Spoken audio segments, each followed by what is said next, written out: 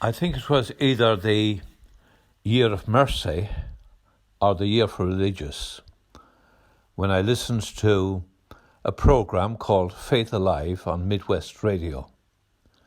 Midwest Radio is a radio station for the west of Ireland. And there they decided that they'd interview a religious sister, a mercy nun. She told the story of her life and her vocation.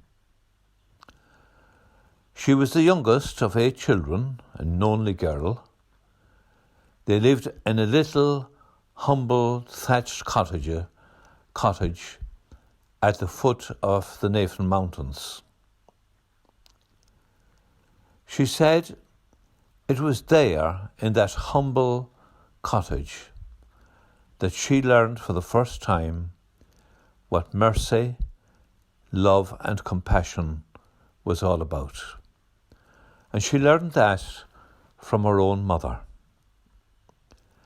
Every year a woman of the roads would come around. And she said, I remember her well. She wore a pixie, clog boots and several layers of clothing. She'd come around 2 or 3 times a year, and her mother always made her welcome. She'd invite her in, engage her in conversation, and give her a meal. And then she'd invite her to stay the night. She'd make up a bed for her in the kitchen living room near the fire. And then she'd get up the next morning, have her breakfast, set off on her travels until she'd return again a few months later. She said, I never once got the impression that my mother was annoyed. She never complained. If it wasn't convenient, she never showed any sign of it. She just welcomed her with open arms. As a matter of fact, we saw her as one of the family. It was there I had my first experience of what real love, mercy and compassion is all about. And then she said, I was always very happy as a child growing up. I loved to be out in the fields, saving the hay. In those days, there was no such thing as free education in Ireland. But my brothers were lucky enough to gain scholarships. But then disaster struck. 2 of her brothers had died within a very short time of each other, and by the time her father and mother had paid for the funerals, they were penniless. And now it was her turn to go to college, but they couldn't afford the fees. The giving out of scholarships had dried up. She wrote all over the place, but got nowhere, until somebody suggested that she try the Sisters of Mercy in Belmullet, a neighbouring town. And she said that she'd never forget the day her mother read the reply from the sisters, saying that even though they were no longer handing out scholarships, they had read of their great loss and hardship, and they decided to give her a place in their boarding school free of charge.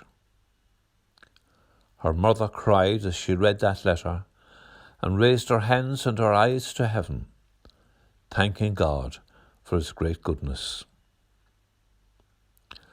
Then she went on to say that she didn't like boarding school. She missed home. She was lonely. But she experienced what love and mercy and compassion was all about once again. The kitchen was near the study hall, and she'd hear the nuns singing and laughing and she thought, they're normal, they're happy.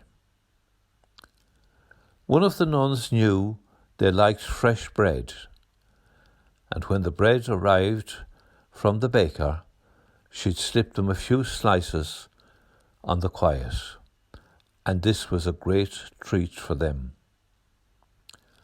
On another occasion, she was sick in the infirmary, and another nun would come and sit on the side of the bed and talk to her about growing up in the country, about saving the hay, and about her life in the convent. She experienced nothing but mercy, kindness, and compassion. Eventually, she decided to enter the convent, and she remembers the day she was leaving home, looking back and seeing her father, who was very frail, and thinking to herself, I'll never see him again. Because in those days, when you entered the convent, you never came home again. But she did. The Reverend Mother showed compassion and understanding, and allowed her home on several occasions until her father died.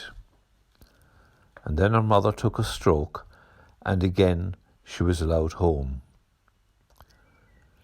She made up her mind that if ever she was in any position of authority, she'd show the same mercy and compassion. She became head of the school. She knew the parents well, and she knew that some of them were struggling to make ends meet.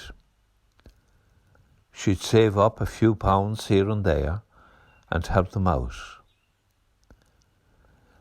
By the end of that programme, past students were ringing in, they were texting, they were sending emails, praising and thanking that sister for the mercy, love and compassion she had shown to them.